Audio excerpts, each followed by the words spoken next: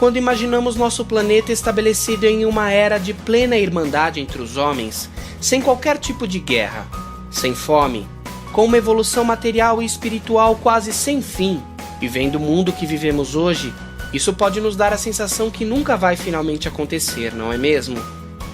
Bom, parece mesmo. A história do homem não é uma boa referência em muitos desses assuntos, pois sabemos que mesmo após tantas conquistas que tivemos desde o surgimento do primeiro homem e primeira mulher de vontade na Terra, ainda vivemos aspectos de uma sociedade bem atrasada, com fome, guerras, entre outras coisas que nos deixam tão longe de uma realidade utópica, não é mesmo? Bom, mas mesmo com todos os problemas da nossa sociedade contemporânea, uma coisa é inegável. Mesmo passando por tudo que passamos, com períodos difíceis e até mesmo com períodos de trevas, a humanidade sempre progrediu, algumas vezes a passos curtos e outras a passos largos, mas de alguma forma sempre progrediu.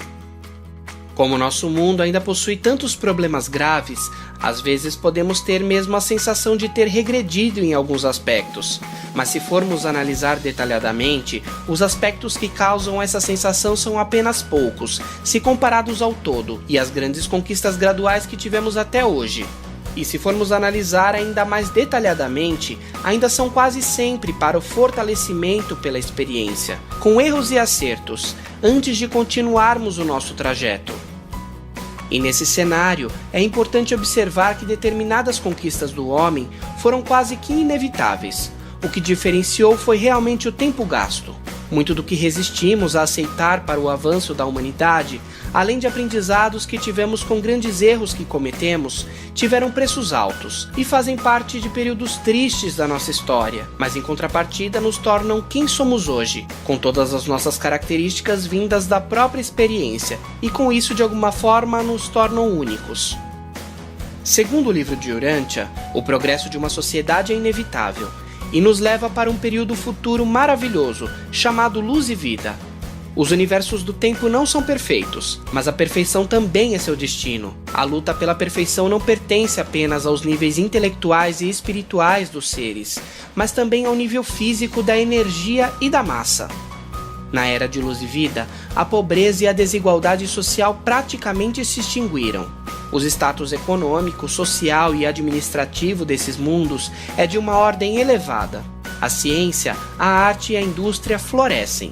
A indústria já foi redirecionada para servir às metas mais elevadas de uma sociedade tão magnífica. E gradativamente o governo vai desaparecendo. O autocontrole lentamente torna obsoletas as leis da ordem humana. As escolas foram amplamente aperfeiçoadas, dedicando-se à educação aperfeiçoada da mente e à expansão da alma. Se nós pudéssemos apenas visualizar um desses mundos mais avançados, há muito tempo estabelecidos em Luz e Vida, nunca mais iríamos questionar a sabedoria do esquema evolucionário da criação. Mesmo que não houvesse a maravilhosa carreira ascensional, ainda assim, as realizações evolucionárias magníficas desses mundos estabelecidos em Luz e Vida justificariam amplamente a criação do homem nos mundos do tempo e do espaço. Parece utópico, não é mesmo? Ainda mais imaginando que Luz e Vida não é composto por apenas um estágio, mas sim por 7 estágios. A realização planetária dessa Era de Luz e Vida ultrapassa de longe as nossas esperanças mais preciosas, ultrapassa todos os conceitos, mesmo os mais visionários de vida futura, abraçados nas nossas crenças religiosas que descrevem os céus como o destino imediato e final de morada para nós. Por mais fabuloso que esse cenário possa parecer, uma coisa é inegável.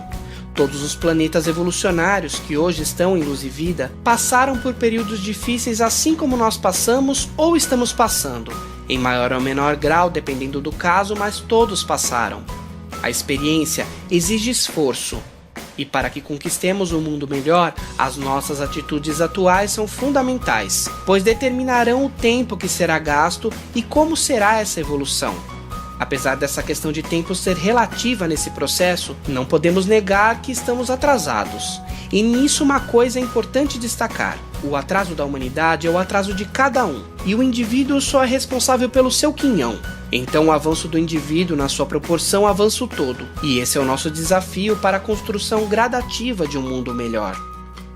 A grande dificuldade que o nosso planeta encontra para alcançar o alto destino planetário de luz e vida provém dos problemas da doença, degenerescência, guerra e multilinguismo.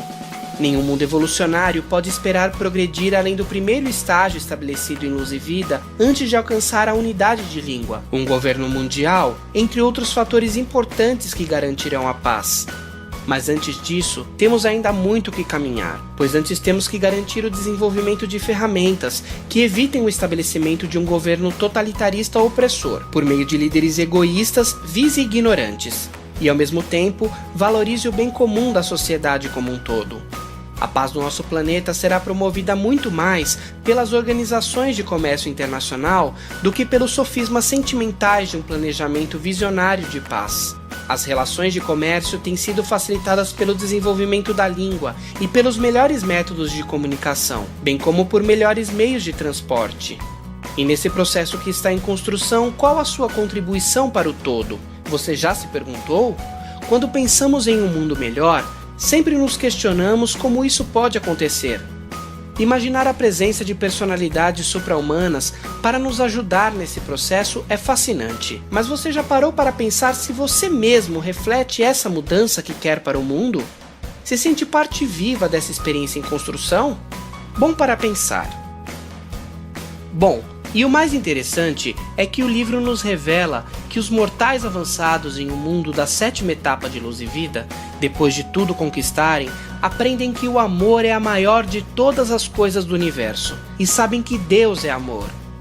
E quando um ser humano encontra Deus, é experienciada dentro da alma desse ser uma agitação tão indescritível de triunfo pela descoberta que ele é impelido a buscar o contato com seus semelhantes menos iluminados, por meio do serviço amoroso. Não para mostrar que encontrou Deus, mas antes para permitir o transbordamento da bondade eterna, que surge dentro da sua própria alma, para revigorar e enobrecer os seus semelhantes. Quando iniciar a encontrar Deus na sua alma, em breve começará a descobri-lo na alma dos outros homens, e finalmente em todas as criaturas e criações de um poderoso universo. E esse é apenas mais um modo de dizer que os universos serão estabelecidos em luz e vida. Para entender mais sobre luz e vida e entender melhor como poderemos avançar para chegar mais próximos a ele, além de ler uma exceção extraordinária que nos foi apresentada sobre o governo de um planeta vizinho que pode nos auxiliar no nosso processo, a leitura do livro e participação de grupos de estudo são fundamentais. Boa leitura e até o próximo vídeo!